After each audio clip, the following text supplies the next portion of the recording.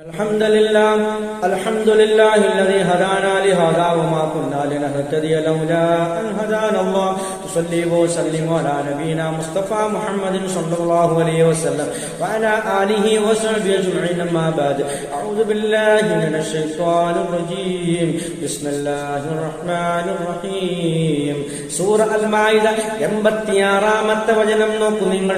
അല്ലാഹു സുബ്ഹാനഹു വ തആല ക്രൈസ്തവരിൽ നിന്നും ഇസ്ലാമിലേക്ക് കടന്നു വന്നവരെ കുറിച്ചാണ് വിശദീകരിച്ചത്. നോക്കൂ, നിങ്ങളുടെ കൂട്ടത്തിൽ നജ്ജാശി രാജാവ്, ആ എത്യോപ്യയിലുള്ള നജ്ജാശി രാജാവ് ഇസ്ലാമിലേക്ക് കടന്നു വന്നിരുന്നു.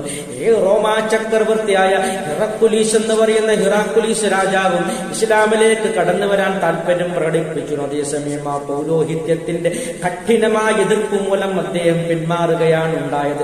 അതുപോലെ ഈജിപ്ഷ്യൻ രാജാവായ ക്രൈസ്തവ രാജാവ് എന്ന് മാരിയത്തുൽ കിബ്രിത്തയ്യ എന്ന് പറഞ്ഞ ഒരു അടിമ സ്ത്രീയെ അള്ളാഹുവിന്റെ റസൂലിന് ഒരു സമ്മാനമായി അയച്ചു കൊടുക്കുകയുണ്ടായി. ഈ രൂപത്തിൽ അന്നത്തെ ക്രൈസ്തവർ അള്ളാഹുവിന്റെ റസൂലുമായി അങ്ങേയറ്റം നല്ല അണഞ്ഞ ബന്ധം വെച്ചു പുലർത്തിയിരുന്നു. യഹൂദരെ അപേക്ഷിച്ച്, അതുപോലെ മുശ്രിക്കീങ്ങളെ അപേക്ഷിച്ച് അവരായിരുന്നു മുൻപന്തിയിൽ ഉണ്ടായിരുന്നത്. ആദ്യമായി അബിസീനയിലേക്ക് മുസ്ലിമീങ്ങൾ ഹിജറ പോയതും ഒരു ക്രൈസ്തവ രാഷ്ട്രത്തിലേക്കായിരുന്നു എന്നുള്ളതാണ് യാഥാർത്ഥ്യം. ഇതൊക്കെയും മുന്നിൽ വെച്ചുകൊണ്ട് വേണം നാം ചരിത്രത്തെ വായിച്ചെടുക്കാൻ. നോക്കൂ നിങ്ങൾ, ഇതൊക്കെയും കഴിഞ്ഞ അല്ലാഹു സുബ്ഹാനഹു വ തആല ഈ ആയത്തിൽ സത്യനിഷേധികളായ യഹൂദരെ കുറിച്ചും അതുപോലെ മറ്റിതര മുശ്രിക്കീങ്ങളെ കുറിച്ചും കുഫാറുകളെ കുറിച്ചും ഈ ആയത്തിൽ വിശദീകരിച്ചു തരികയാണ്. വല്ലദീന കഫറു വക്കദ്ദബൂ ബിആയാതിന, വല്ലദീന എന്നാൽ ഒരു കൂട്ടർ, കഫറു അവർ അവിശ്വസിച്ചവരാണ്, വക്കദ്ദബൂ ബിആയാതിന നമ്മുടെ ദൃഷ്ടാന്തങ്ങൾ വചനങ്ങളെ കളവാക്കിയവരാണ്.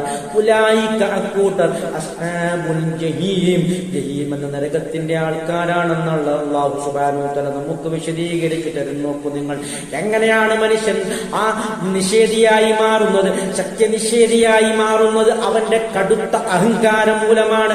അഹങ്കാരമുള്ളവൻ ഒരിക്കലും വീണ്ടും വിചാരമുണ്ടാകില്ല, വിവേകമുണ്ടാകില്ല, സത്യാന്വേഷണം ഉണ്ടാകില്ല.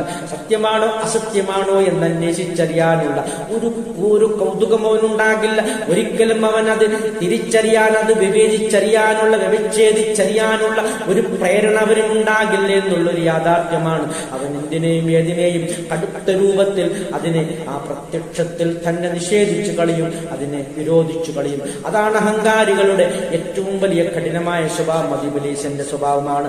അത്തരം അഹങ്കാരമാണ് ഈ അവിശ്വാസത്തിൽ ഉറച്ചു നിൽക്കാൻ ഈ രൂപത്തിലുള്ള പ്രേരിപ്പിക്കുന്നത് കൊണ്ടാണുള്ള പറയുന്നത് അവർ ഉലൈക അസ്ഹാബുൽ ജഹീം, അവർ ജഹീമിന്റെ ആൾക്കാരാണ്. അൽഹംദുലില്ലാഹി റബ്ബിൽ ആലമീൻ.